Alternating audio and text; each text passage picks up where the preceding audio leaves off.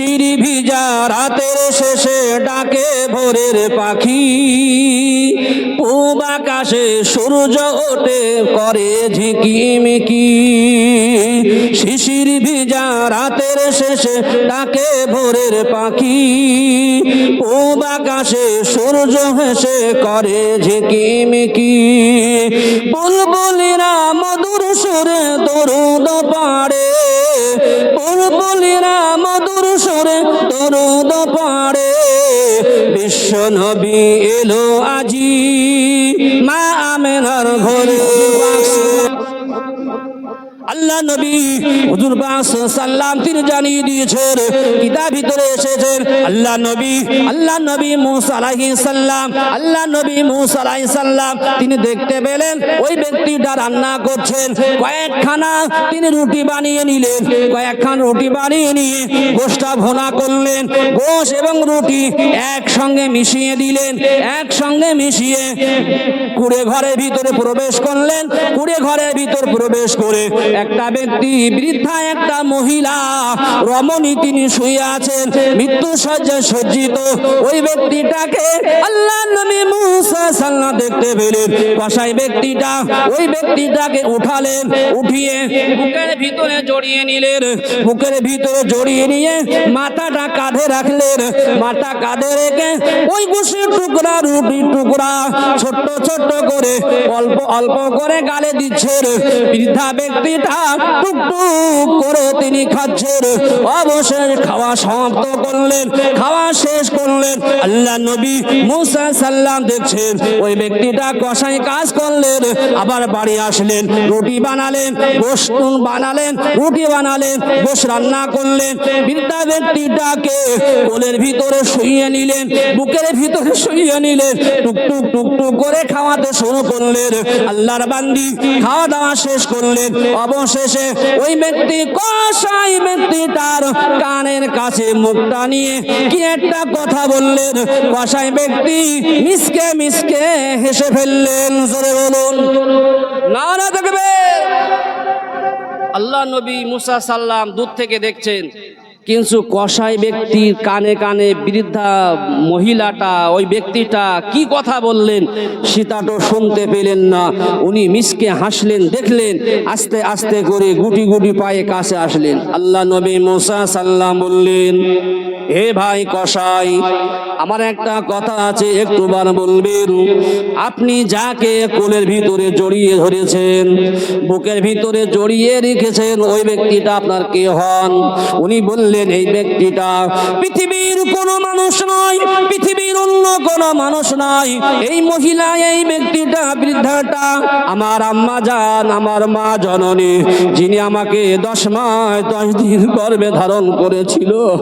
আল্লাহ নবী মুসা সাল্লাল্লাহু জিজ্ঞাসা করলেন, হে ভাই কসাই, আপনার বৃদ্ধা মা জননী, আপনি তাকে এত সেবা যত্ন করলেন, এত যত্ন করে তিনাকে রান্না করে খাওয়া দাওয়া করালেন। এ ভাই কসাই একবার বলবেন, আপনার মা জননী আপনার কানে কানে কি একটা কথা জানো বললেন? আল্লাহ নবী মুসা সাল্লাম জিজ্ঞাসা করার সাথে সাথে ওই কসাই বললেন, হে ভাই পথিক, উনি তো মুসা সাল্লামকে চিনতে পারেননি। ইনি যে আল্লাহ নবী মুসা তিনি জানেন না। কসাই বললেন, ভাই পথের মানুষ পথিক, ও ভাই পথিক, আমার আম্মা জান আমার সেবা যত্নে খুশি হয়ে গেছে। আমার সেবা যত্নে খুশি হয়ে আম্মা জান আমার কানে কানে বললেন, ও বাবা ছেলে, বাবা বেটা ছেলে, বাবা তুমি আমাকে এত যত্ন করো, বাবা আমাকে তুমি খাইয়ে দিলে, বাবা ও বাবা ছেলে, আমি তোমার আম্মা জান দোয়া করি, বাবা আল্লাহ যেন তোমাকে মুসা আলাইহিস সালামের সঙ্গে আল্লাহ জান্নাত নসিব করে দেন। আল্লাহ নবী মুসা তিনি কেঁদে ফেলেছেন। হে ভাই কসাই, আল্লাহ পাক আল্লাহ তাআলা আপনার খেদমতটা পছন্দ করেছেন। আপনি যে পিতামাতার সেবা করেছেন, আপনার আম্মা জানকে এত যত্ন করেছেন, আপনার সেবা যত্ন আল্লাহ কবুল করেছেন। আল্লাহ পাক আল্লাহ তাআলা মুসা নবীর সঙ্গে জান্নাতি বন্ধু বানিয়ে দিয়েছেন। ও আল্লাহর বান্দা কসাই, আমি হলাম সাধারণ মানুষ নয়, আমি হলাম এই জমানার নবী, আল্লাহ নবী মুসা কালিমুল্লাহ।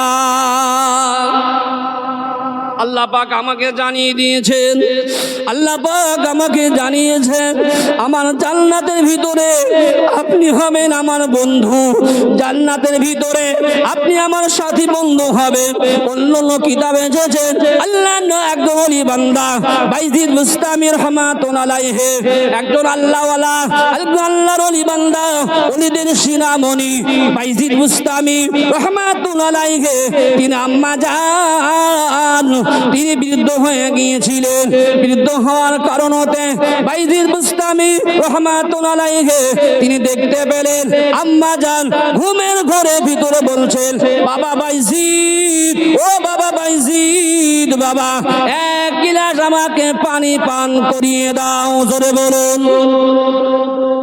সন্তান যদি ঘুমিয়ে থাকে, মাও ঘুমিয়ে আছে, আমরা এমন হতভাগা সন্তান, মা বাপ বৃদ্ধ হয়ে গেলে যদি অসুস্থ হয়, গভীর রাত্রে খুব আউমাউ করে, কান্নাকাটি করে, কত কিছু চাই, আমরা এত বড় হতভাগা সন্তান, সেই বৃদ্ধ বাপ মায়ের ডাকে সাড়া দেওয়া তো দূরের কথা, এক গ্লাস যদি পানি খেতেও চায় আমরা সেটা উঠি না, বলে চুপ করে থাকো না, ও বুড়ো ওরকম করছে, সারা রাত ওরকম করে, ঘুমোতে দেয় না। নাউজুবিল্লাহ, আল্লাহ মাফ করুক। কিতাবে ব্যাখ্যা এসছে বাইজিদ বুস্তামি রহমাতুল্লাহ আলাইহি উনি যখন ঘুমে ঘরে শুনলেন, মা বললেন, বাবা বাইজিদ এক গিলাস আমাকে পানি পান করাও। বাইজিদ বুস্তামি রহমাতুল্লাহ আলাইহি ছোট্ট বালক ছেলে, কিতাবে ব্যাখ্যা এসছে নাবালক ছোট্ট ছেলে, শীতের ঠান্ডার সময় তিনি এক গিলাস পানি নিয়ে মায়ের মাথার কাছে দাঁড়িয়ে গেছেন। মা তো স্বপ্নে নয়, ঘুমের ভিতরে পানি চেয়েছেন। বাইজিদ তো দাঁড়িয়ে আছেন, তিনি জানেন না। তিনি একবার পানি চেয়েছেন, বাবা বাইজিদ পানি দাও। উনি পানি নিয়ে দাঁড়িয়ে আছেন। রাত অতীত হয়ে গেছে, রাত চলে গেছে, ফজরে সবে সাদেক হয়ে গেছে। বাইজিদ বুস্তামি রহমাতুল্লাহ আলাইহির মা ঘুম ভেঙে গেছে, দেখে বাইজিদ মাথার ধারে বাতার শিউরে ঠক ঠক করে শীতের সময় কাঁপছে, হাতে এক পেয়ালা পানি আছে। উনি বললেন, বাবা বাইজিদ এই ঠান্ডার সময় তুমি কেন বাবা তুমি মাথার কোলে দাঁড়িয়ে আছো? বাইজিদ বলেছিল, আম্মা জান আপনি একবার বলেছিলেন বাইজিদ আমি পানি খেতে চাই। বা আম্মা জান পানি তো আমার ঘরের কাছে পানি নাই, বর্তমান ঘরে ঘরে টিউবওয়েল আছে, পানির ব্যবস্থা আছে। তৎকালীন জমানায় বাড়িতে তো পানির ব্যবস্থা ছিল না, দূর থেকে ইন্দার থেকে পানি আনতে হতো। জোরে বলুন। এখন আল্লাহ কত সুখ দিয়েছেন।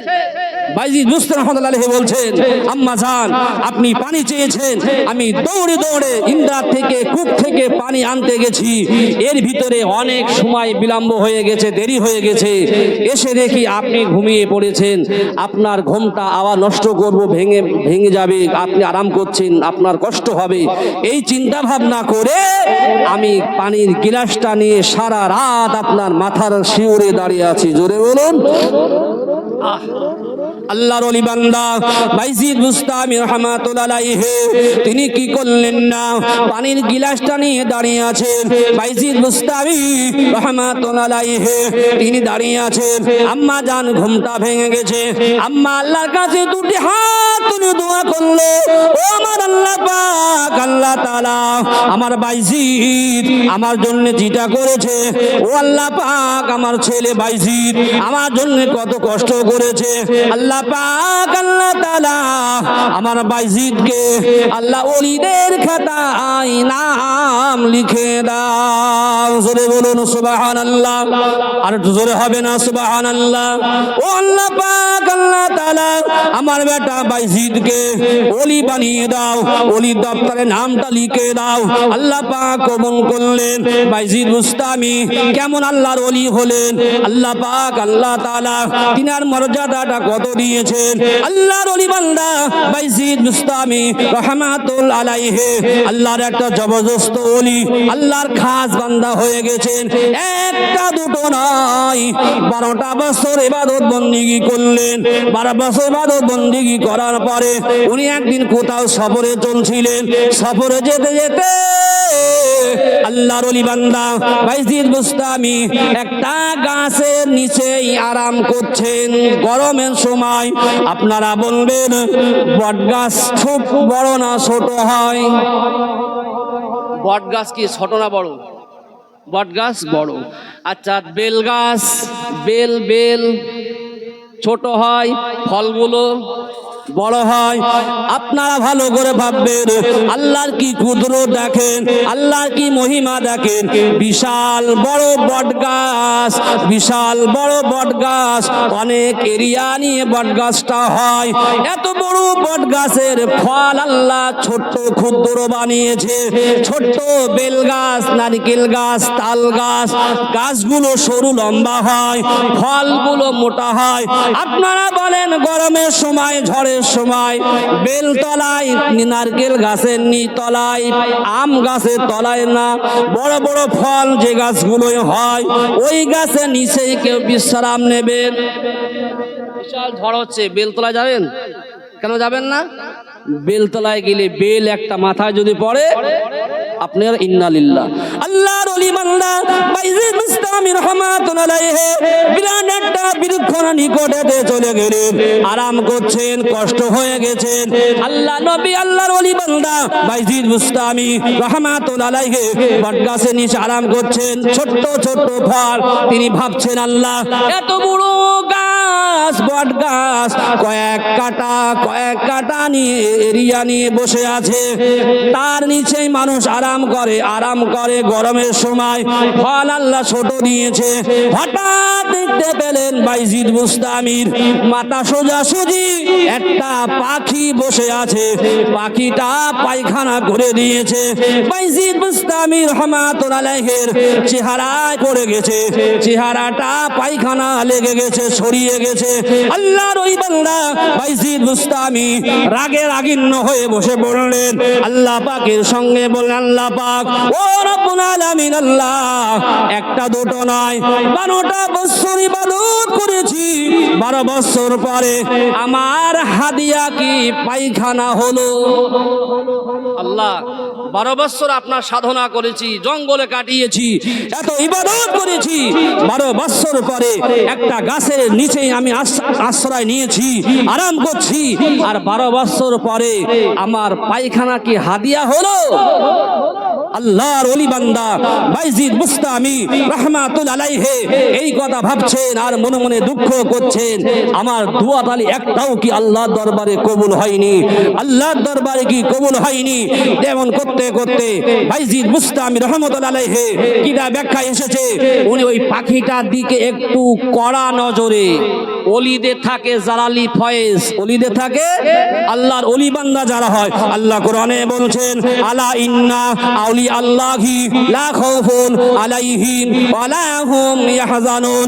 আল্লাহ পাক জানিয়ে দিয়েছেন পৃথিবীর জমিনে যারা আমি আল্লাহর ওলি বান্দা যারা হয়, আমি আল্লাহর ওলি বান্দা যারা হয়, পৃথিবীতে তাদের কোনো ভয় নাই, চিন্তাও নাই, পৃথিবীতেও ভয় নাই, আখিরাতেও চিন্তা নাই, পৃথিবীতে চিন্তা নাই, আখিরাতেও ভয় নাই। আল্লাহর ওলি বান্দা বাইজিদ বুস্তামি রাহমাতুল্লাহ আলাইহি আল্লাহর কাছে কেঁদে কেঁদে বলল, আল্লাহ 12 বছর ইবাদত করেছি, আমার অবশেষে পায়খানা হাদিয়া হলো। আল্লাহর ওলি বান্দা বাইজিদ বুস্তামি জালালি ফয়েজ দিয়ে পাখিটার দিকে দৃষ্টিপাত করেছে। আল্লাহর কুদরতে পাখিটার ঝাম আগুন ধরে জমিনে পড়ে গেছে। সুবহানাল্লাহ, নারা তাকবীর। আল্লাহর ওলি বান্দা যারা হয় তাদের সঙ্গে বিয়াদবি করা যাবে না, খবরদার না। কোরআনে বুখারী শরীফে হাদিস এসেছে, আল্লাহ পাকের রাসূল বলেছেন, আল্লাহ নিজে ঘোষণা করেছেন, যারা আমার ওলি বান্দার সঙ্গে যারা দুশমনি করে আমি আল্লাহ তাদের সঙ্গে জিহাদ ঘোষণা করলাম, যুদ্ধ ঘোষণা করলাম। আল্লাহ যদি কারোর সঙ্গে যুদ্ধ ঘোষণা করে তাহলে তার কপাল ভালো না খারাপ? তাহলে তার কপাল হতভাগা। আর কেন ওলি বান্দাদের সঙ্গে খবরদার আমরা কেউ বেয়াদবি করব না। বাইজিদ বুস্তামি রাহমাতুল্লাহ আলাইহি তখন বলল, আল্লাহ না না, আমার 12 বছর ইবাদত বিফল যায়নি, আমার ফয়েজ জালালি ফয়েজটা আল্লাহ দিয়েছেন। সুবহানাল্লাহ, নারায়ে তাকবীর। যেটা বলছিলাম, তাহলে আপনার আমার আব্বা মা যাদের আছে, উদ্দেশ্য ছিল আব্বা মা যাদের আছে এখনো সময় আছে, সময় থাকতে কেউ হাতছাড়া করবে না, সময় থাকতে কেউ হাতছাড়া করবে না, এখনো নেকি কুড়াবার সময় আছে। ভাইজান হাদিসটা বলছিলাম, মনে আছে হাদিসটা? মনে আছে? আমি বলেনি, আমি ইনশাল্লাহ বলবো। যেটা বুখারী শরীফে 3479 নম্বর হাদিস, আবু হুরায়রা রাদিয়াল্লাহু আনহু বর্ণনা করেছেন। আল্লাহ নবী জানিয়ে দিয়েছেন, ও বাবা সাহাবীরা, বাবা শোনো, বনী ইসরাঈল গোত্রের ভিতরে একজন ব্যক্তি আল্লাহ পাক তিনাকে ধন সম্পদ দিয়েছিলেন, সন্তান দিয়েছিলেন। এই হাদিসটা বলছিলাম না, মনে আছে নাকি? না বলবে না যে হুজুর মনে হয় ওটা ভুলে গেছে। না, ভুলেনি। উদ্দেশ্য ছিল এটা পিতামাতার সেবার কথা আসলো বলে প্রসঙ্গগত সেটা বললাম। আল্লাহ নবী জানিয়ে দিয়েছেন, ও বাবা সাহাবীরা, বাবা শোনো, আমি পাক জানিয়ে দিলাম, আল্লাহ পাক ধন সম্পদ দিয়েছেন, সন্তান দিয়েছেন, জীবনে ভালো কাজ তিনি করেননি, একটা ভালো কাজ করেননি। সন্তানদের ডেকে বলল, বাবা ছেলে, আমি তোমাদের কাছে বাপ হিসাবে, পিতা হিসাবে কেমন মানুষ? ছেলেরা কি খারাপ না ভালো বলবে? সবাই বলেন, সবাই। ছেলেরা বলবে, আব্বা আপনি পিতা হিসাবে আমাদের কাছে খুব ভালো, কেননা আপনি জীবনে আমাদের সুখে রাখার জন্য সম্পদ বাড়িয়েছেন, ঘর বানিয়েছেন, দোতলা বানিয়েছেন, পাঁচতলা বানিয়েছেন, জমি বাড়িয়েছেন, এমনকি যা প্রয়োজন আছে গাড়ি বাড়ি সব করেছেন, কিন্তু আসল কাজ ইবাদত করেননি, নামাজ পড়েননি, ইবাদত বন্দেগী করেননি, দান সদকা করেননি, মানুষকে ফাঁকি দিয়েছেন। আল্লাহ নবী জানিয়ে দিয়েছেন, ও বাবা সাহাবীরা, ওই ব্যক্তিটা সন্তানদের ডেকে বলল, বাবা ছেলে, আমার তো নাজাত পাওয়ার রাস্তা নাই, দুনিয়ায় যা করেছি তোমাদের জন্য, আমার মৃত্যুর পরে আল্লাহ জাহান্নামায় যদি দিয়ে দেন, আমাকে যদি কবর দিয়ে দেন, কবর রেখে দেন, কবরে ভীষণ আযাব আছে, কবরে মাটি এমন পিছল দেবে, ডান দিকের মাটি পিছল দেবে, ডান দিকের পাথর ভেঙে বাম দিকে চলে যাবে, বাম দিকের মাটি এমন জোরে পিছন দেবে, চাপ দেবে, বাম দিকের পাথর ভেঙে ডান দিকে চলে যাবে। ও বাবা ছেলেরা, আমার মৃত্যুর পরে আমাকে যেন বাবা মাটি দেবে না, কবর দেবে না। হাদিসটা বুখারী শরীফে এসেছে।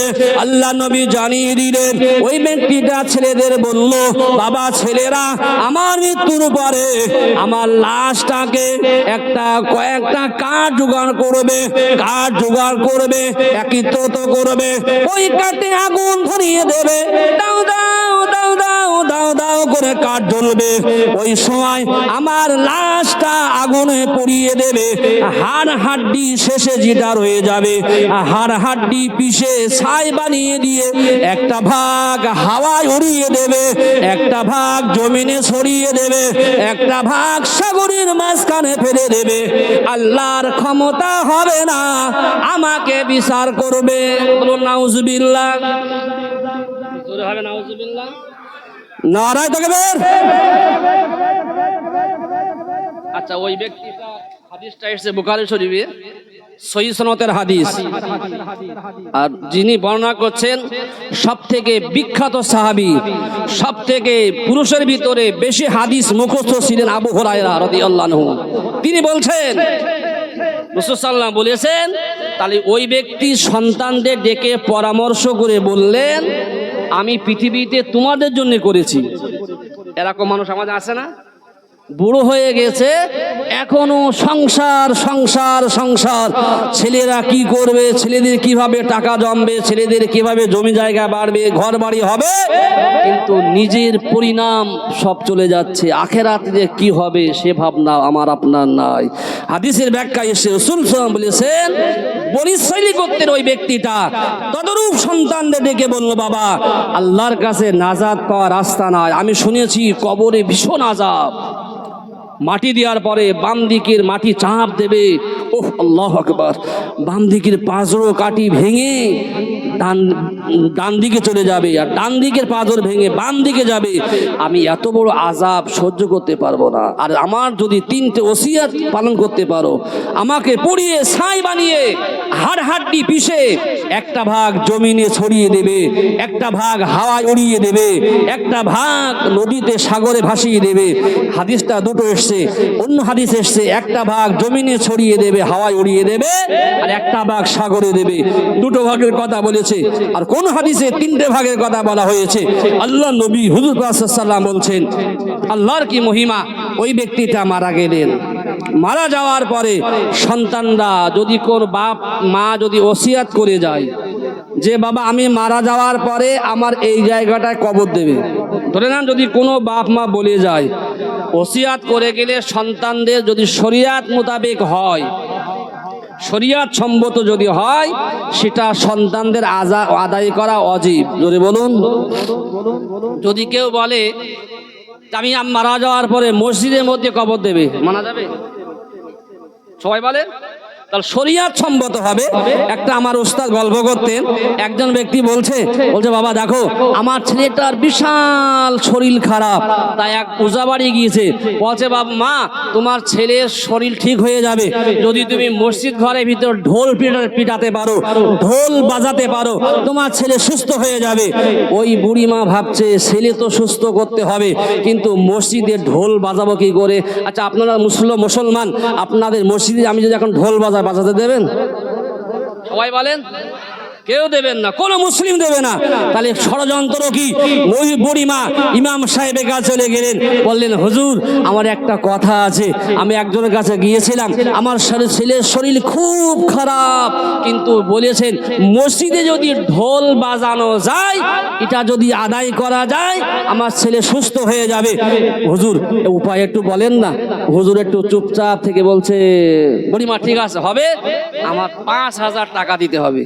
বলছে 5,000 কেন, 10,000 টাকা দেবো আপনি যদি বাজাতে পারেন। বললো অবশ্যই, আমি 10,000 না 5,000 টাকা দেবেন, আমি মসজিদে আপনার নামে ঢোল বাজিয়ে দেব। হুজুর তো সেই চালাক, সে কথাই বলে না, হুজুর যদি দৌড়ে যায় বলবে বাবা আজ তোমরা দাওয়াত পেয়েছে, আর হুজুর যদি আসতে যায় বলবে বাবা আব্বা খাওয়া জোরে হাঁটতে পারছে না। সব দিকে দোষ হুজুরদের। আর বুড়িমা বলেছেন, উনি বলেছে আপনি একটা ঢোল কিনে আনেন, ওই 2 দিকে ঢোলের একটা ঢোল নাম বলে ভাই, 2 দিকে আর নাড়ালে দেবে যা সাপুরিরা বাজায় ডুগডুগে ঢোল, ওই ডুগডুগে ছোট্ট একটা ঢোল। ইমাম সাহেব জুম্মা দিন খুতবা দেওয়ার আগে যে 10 মিনিট আধা ঘন্টা বক্তৃতা করে না, আপনাদের করে বক্তৃতা করে মসলা মাসাইল বলে, ইমাম সাহেব ওই ডুগডুগে ঢোলটা হাতে, ছোট্ট ঢোলটা হাতে নিয়ে মসজিদে প্রবেশ করছে। মুসল্লি বলছে সর্বনাশ, ইমাম সাহেবের হাতে ঢোল কেন? উনি তখন ওয়াজ করতে করতে বলছে, মানে ওসিয়াত করতে করতে বলছে, ডুগডুগিটা 2 দিকে বাজিয়ে বলছে এদিকেও হারাম এদিকেও হারাম, এদিকেও হারাম এদিকেও হারাম, ঢোল বাজানো হারাম। ব্যাস বাজিয়ে দিস। আল্লাহর কি কুদরত! ঢোল বাজানো হলো তো হলো তো নাকি? বাজানো হলো, ইমাম সাহেবের পকেট গড়াও হলো 5,000 টাকা। বুড়িমা বলছে সত্যি আমাদের একটা হুজুর আছে, আল্লাহর কি কুদরত, ছেলেটা রোগ আল্লাহ ভালো করে দিয়েছে। জোরে বলুন। কিন্তু বাজালে কে ঢোল বাজিয়ে ভালো হলে বিশেষ করা যাবে? শরিয়াতে সম্মত না। আল্লাহ পাক আল্লাহ তাআলার বান্দা বান্দি যদি কোনো ব্যক্তি ওসিয়াত করে যান আমার মৃত্যুর পরে এই জায়গাটায় কবর দিতে হবে, ময়দানটা হোক আপনার নিচের সম্পদ, যে জায়গা দেখিয়ে দেবেন বলে যাবেন ওই জায়গাটায় কবর দিতে হবে। সন্তানদের কর্তব্য হবে, ওয়াজিব হয়ে যাবে ওই জায়গাটায় কবর দিয়া।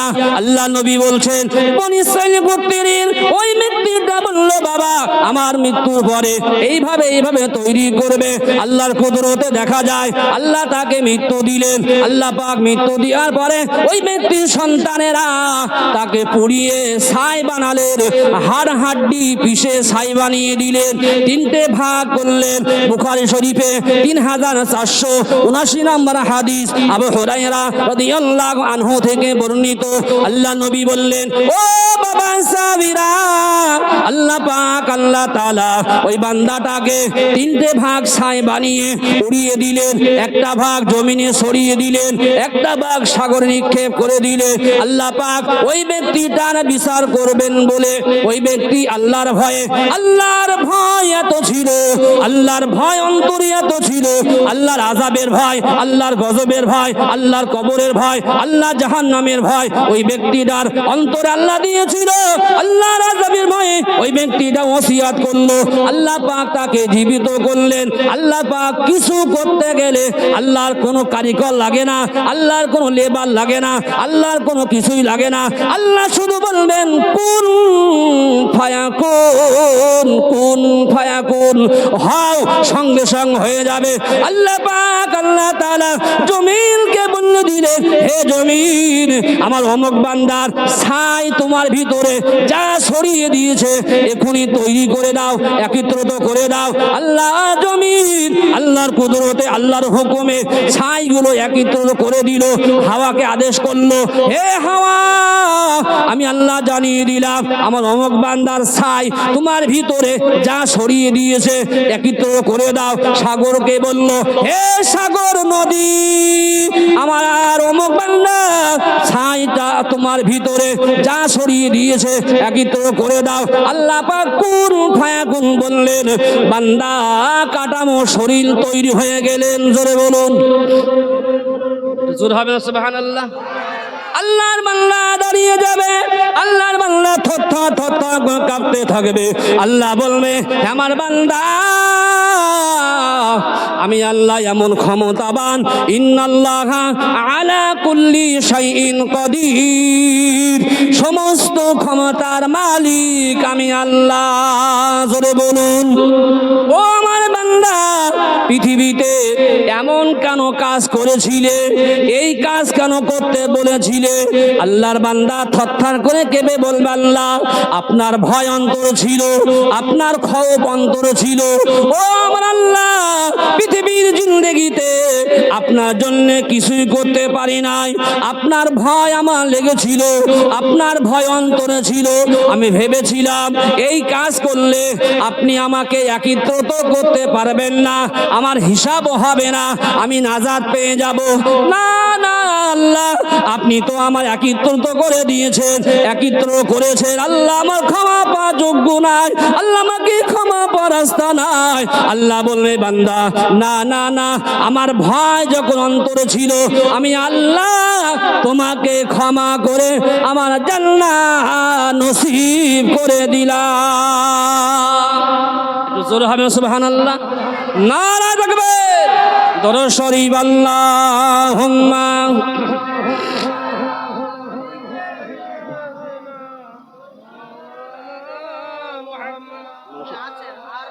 আসেনি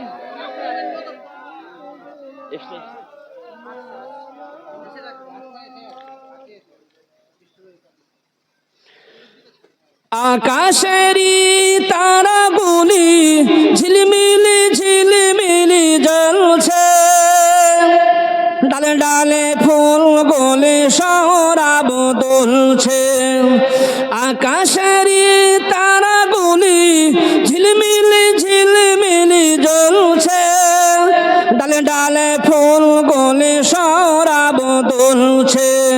রসুল এসেছে, আল্লাহর হাবিব এসেছে, রসুল এসেছে, আল্লাহর হাবিব এসেছে। আল্লাহুম্মা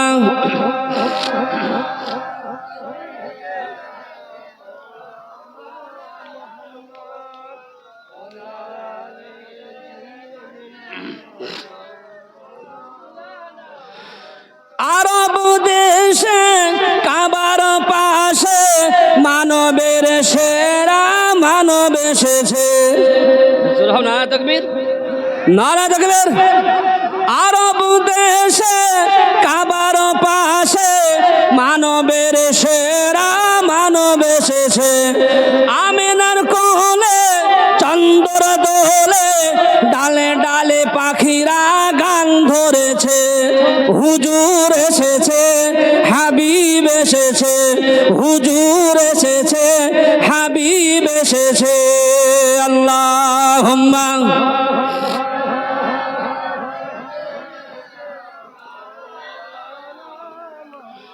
ওয়ালা আলি সাইয়্যিদিনা। ধন্য ধন্য হয়েছে ধন্য নবীকে যে ভালোবেসেছে। নারায়ে তাকবীর, নারায়ে তাকবীর। আল্লাহু আকবার। ধন্য ধন্য হয়েছে ধন্য নবীকে যে ভালোবেসেছে। হারাম হারাম দোজখ হারাম জান্নাতে তার নাম লিখেছে। নারায়ে তাকবীর, নারায়ে তাকবীর, নারায়ে তাকবীর। আল কোরআনের আলো, আল কোরআনের আলো। ধন্য ধন্য হয়েছে ধন্য নবীকে যে ভালোবেসেছে। হারাম হারাম দোজখ হারাম জান্নাতে তার নাম লিখেছে। হুজুর এসেছে, হাবিব এসেছে, হুজুর এসেছে, হাবিব এসেছে। আল্লাহুম্মা